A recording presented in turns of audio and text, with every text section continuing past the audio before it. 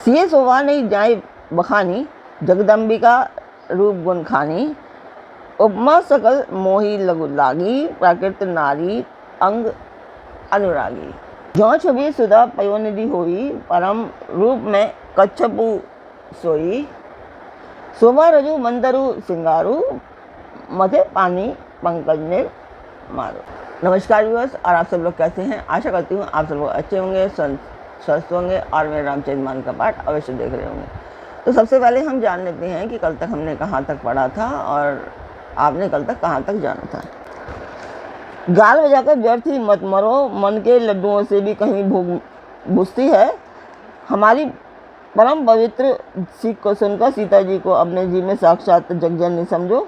उन्हें पत्नी रूप में पाने की आशा और लालसा छोड़ दो और श्री रघुनाथ जी को जगत का पिता परमेश्वर विचार कर नेत्र भरकर उनकी छवि देख लो। ऐसा अवसर बार बार नहीं मिलेगा। सुंदर सुख देने वाले और समस्त गुणों की राशि ये दोनों भाई शिव जी के हृदय में बसने वाले हैं। स्वयं शिव जी भी इन्हें सदा हृदय में छिपाए रखते हैं। वे तुम्हारे नेत्रों के सामने आ गए हैं। समीप आए हुए अमृत के समुद्र को छोड़कर तुम जगत जननी जानकी को पत्नी रूप में पाने की दुराशा रूप मिथ्या मृगजल को देखकर दौड़कर क्यों भरते हो? फिर जिसको जो अच्छा लगे वही जाकर करो। हमने तो आज जन्म लेने का फल पा लिया।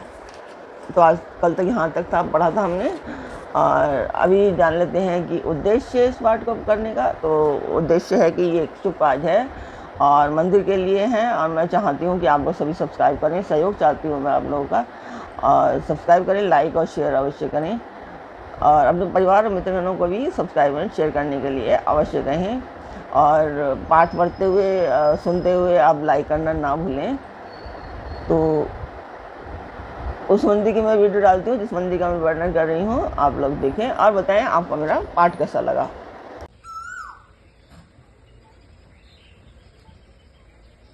तो मंदिर की वीडियो आपने देखी, आपको मेरा पाठ कैसा लगा मुझे अवश्य बताएं, मुझे बहुत अच्छा लगेगा।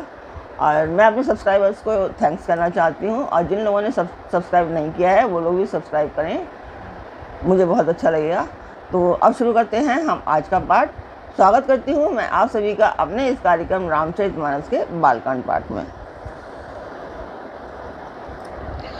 ऐसा कहकर अच्छे राजा प्रेम मगन होकर श्री राम जी का अनुपम रूप देखने लगे।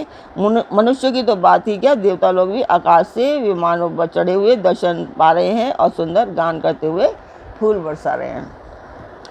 तब सुअवसर पाकर जनक जी ने सीता को बुला लिया। सब चतुर और सुंदर सखियां आदरपूर्वक उन्हें लेवा चली। रूप और गुणों की खान जगत जननी जानकी जी को शोभा का वर्णन नहीं किया जा सकता। उसके लिए मुझे काव्य की सब उपमाएं तुच्छ लगती हैं, क्योंकि वे लौकिक स्त्रियों के अंगों से अनुराग रखने वाली हैं, अर्थात वे जगत की स्त्रियों के अंगों को दी जाती हैं। काव्य की उपमाएं सब त्रिगुणात्मक माइक जगत से ली गई हैं। उन्हें भगवान की स्वरूप शक्ति श्री जानकी जी के अप्राकृत चिन्मय अंगों के लिए प्रयुक्त करना, उनका अपमान करना और अपने को उपहासास्पद बनाना है। सीता जी के वर्णन में उन्हीं उपमाओं को देकर कौन कुकवि कहलाए और अपयश का भागी बने, अर्थात सीता जी के लिए उन उपमाओं का प्रयोग करना सुकवि के पद से च्युत होना और अपकृति मोल लेना है। कोई भी सुकवि अब ऐसे नादानी एवं अनुचित कार्य नहीं करेगा। यदि किसी स्त्री के साथ सीता जी की तुलना की जाए तो जगत में ऐसी सुंदर युवती है ही कहाँ जिसकी उपमा उन्हें दी जाए। पृथ्वी की स्त्रियों की तो बात ही क्या, देवताओं की स्त्रियों को भी यदि देखा जाए तो हमारी अपेक्षा कहीं अधिक दिव्य और सुंदर हैं। तो उसमें सरस्वती तो बहुत बोलने वाली हैं। पार्वती अर्धांगिनी है, अर्थात अर्धनारीश्वर के रूप में उनका आधा ही अंग स्त्री का है, शेष आधा अंग पुरुष शिव जी का है। कामदेव की स्त्री रति पति को बिना शरीर का अनंग जानकर बहुत दुखी रहती है, और जिनके विष और मध्य जैसे समुद्र से उत्पन्न होने के नाते प्रिय भाई हैं, उन लक्ष्मी के समान तो जानकी जी को कहा ही कैसे जाए। जिन लक्ष्मी जी की बात ऊपर कही गई है वे निकली थी खारे समुद्र से, जिसको मथने के लिए भगवान ने अति कर्कश पीठ वाले कच्छप का रूप धारण किया। रस्सी बनाई गई और महान विषधर वासुकी नाग की मथानी का कार्य किया। अतिशय कठोर मंदराचल पर्वत ने उसे मथा। सारे देवताओं और दैत्यों ने मिलकर जिन लक्ष्मी को अतिशय शोभा की खान और अनुपम सुंदरी कहते हैं, उनको प्रकट करने में हेतु बने ये सब असुंदर एवं स्वाभाविक ही कठोर उपकरण। ऐसे उपकरणों से प्रकट हुई लक्ष्मी श्री जानकी जी समता को कैसे पा सकती हैं? हाँ, इसके विपरीत यदि छवि रूपी अमृत का समुद्र हो, परम रूप में कच्छप हो, शोभा रूप रस्सी हो, श्रृंगार रस पर्वत हो और उस छवि के समुद्र को स्वयं कामदेव अपने ही कर कमल से मथे। इस प्रकार का संयोग होने से जब सुंदरता और सुख की मूल लक्ष्मी उत्पन्न हो तो कभी लोग उसे बहुत संकोच के साथ सीता के समान कहेंगे। जिस सुंदरता के समुद्र को कामदेव मथेगा वह सुंदरता भी प्राकृतिक लौकिक सुंदरता ही होगी, क्योंकि कामदेव स्वयं भी त्रिगुणमयी प्रकृति का ही विकार है। अतः उस सुंदरता को मत कर प्रकट की हुई लक्ष्मी भी उपयुक्त लक्ष्मी की अपेक्षा कहीं अधिक सुंदर और दिव्य होने पर भी होगी प्राकृत ही। अतः उसके साथ ही जानकी जी की तुलना करना कवि के लिए बड़े संकोच की बात होगी। जिस सुंदरता से जानकी जी का दिव्य परम दिव्य विग्रह बना है वह सुंदरता उपयुक्त सुंदरता से भिन्न अप्राकृत है। वस्तुतः लक्ष्मी जी का अप्रकृत रूप भी यही है। वह कामदेव के मथने में नहीं आ सकती और वह जानकी जी का स्वरूप ही है। अतः उनसे भिन्न और उपमा दी जाती है भिन्न वस्तु के साथ। इसके अतिरिक्त जानकी जी प्रकट हुई हैं स्वयं अपनी महिमा से। उन्हें प्रकट करने के लिए किसी भिन्न उपकरण की अपेक्षा नहीं है, अर्थात शक्तिमान से अभिन्न अद्वितीय तत्व है, अतएव अनुप्रमेय है। यही गूढ़ दार्शनिक तत्व भक्त शिरोमणि कवि ने इस अभूतो पमालंकार के द्वारा बड़ी सुंदरता से व्यक्त किया है।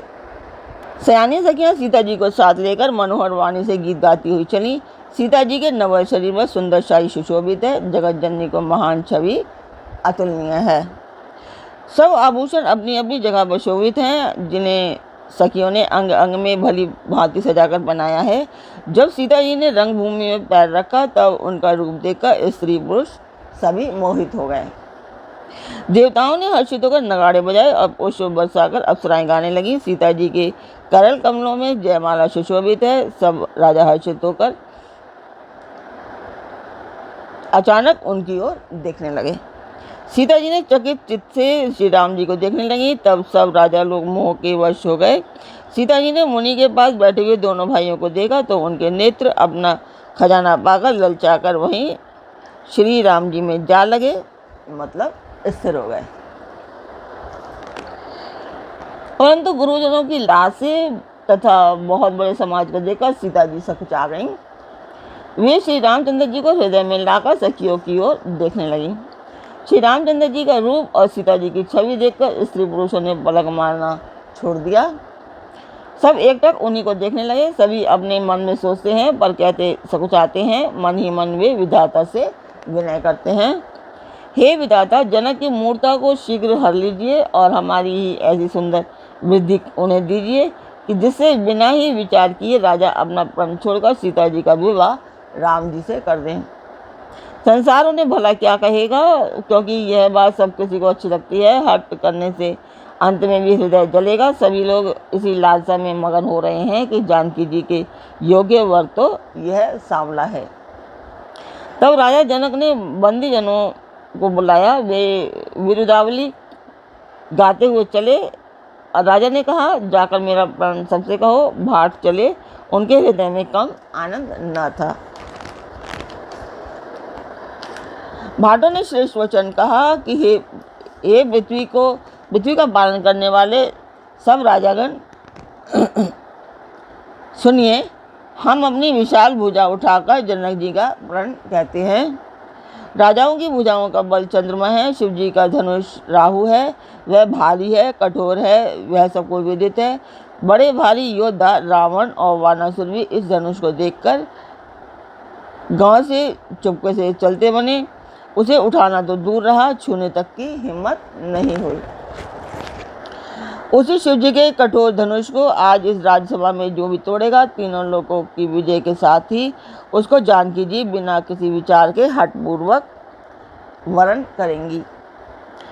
प्रण सुनकर सब राजा ललचा उठे। जो वीरता के अभिमानी थे वे मन में बहुत ही तमतमाए, कमर कसकर अकुलाकर उठे और अपने इष्ट देवों को सिर नवाकर चले।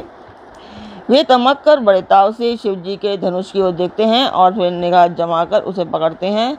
करोड़ों भांति से जोर लगाते हैं पर वह उठता ही नहीं। जिन राजाओं के मन में कुछ विवेक है वे तो धनुष के पास जाते ही नहीं। वे मूर्ख राजा तमक कर किटकिटाकर धनुष को पकड़ते हैं, परंतु जब नहीं उठता तो लजाकर चले जाते हैं। मानो वीरों की भुजाओं का बल पाकर वह धनुष अधिक अधिक भारी होता जा रहा है। तब 10,000 राजा एक ही बार धनुष को उठाने लगे तो भी वह उनके टाले से नहीं टलता। शिव जी का वह धनुष कैसे नहीं दिखता था, जैसे कामी पुरुष के वचनों से सती का मन चलायमान नहीं होता। सब राजा उपहास के योग्य हो गए, जैसे वैराग्य के बिना सन्यासी उपहास के योग्य हो जाता है। कीर्ति, विजय, बड़ी वीरता, इन सबको वे धनुष के हाथों से बरबस हार कर चले गए। राजा लोग हृदय से हार कर श्रीहीन हो गए और अपने अपने समाज में जा बैठे। राजाओं को असफल देखकर जनक अकला उठे और ऐसे वचन बोले जो मानो क्रोध में सने हुए थे। मैंने जो पण ठाना था उसे सुनकर द्वीप द्वीप के अनेकों राजा आए। देवता और दैत्य भी मनुष्य का शरीर धारण करके आए तथा और भी बहुत से रणधीर वीर आए, परंतु धनुष को तोड़कर मनोहर कन्या, बड़ी विजय और अत्यंत सुंदर कीर्ति को पाने वाले मानो ब्रह्मा ने किसी को रचा ही नहीं। कहिए यह लाभ किसको अच्छा नहीं लगता, परंतु किसी ने भी शंकर का धनुष नहीं चढ़ाया। अरे भाई, चढ़ाना और तोड़ना तो दूर रहा, कोई तिलवर भूमि भी छुड़ा ना सका। तो आज का पार्ट में यहीं पर पूर्ण करती हूँ। कल फिर मिलेंगे एक नए पार्ट में। तब तक आप मेरा चैनल अवश्य सब्सक्राइब करें, लाइक और शेयर अवश्य करें। मुझे आपकी सहयोग की ज़्यादा आवश्यकता है। और जो मेरे सब्सक्राइबर्स हैं 750 के करीब हैं, उन सभी को मैं थैंक्स करना चाहती हूँ। और जो सब्सक्राइबर नहीं हैं और जो मेरा चैनल देख रहे हैं, पार्ट देख रहे हैं, उनको कहूँगी कि आप लोग भी मेरा चैनल सब्सक्राइब अवश्य करें। अब मुझे आपके सहयोग की आवश्यकता है। तो कल फिर मिलते हैं एक नए पार्ट में, एक नई उमंग, एक नई तरंग के साथ। तब तक के लिए जय सिया राम, सियापति रामचंद्र जी की जय।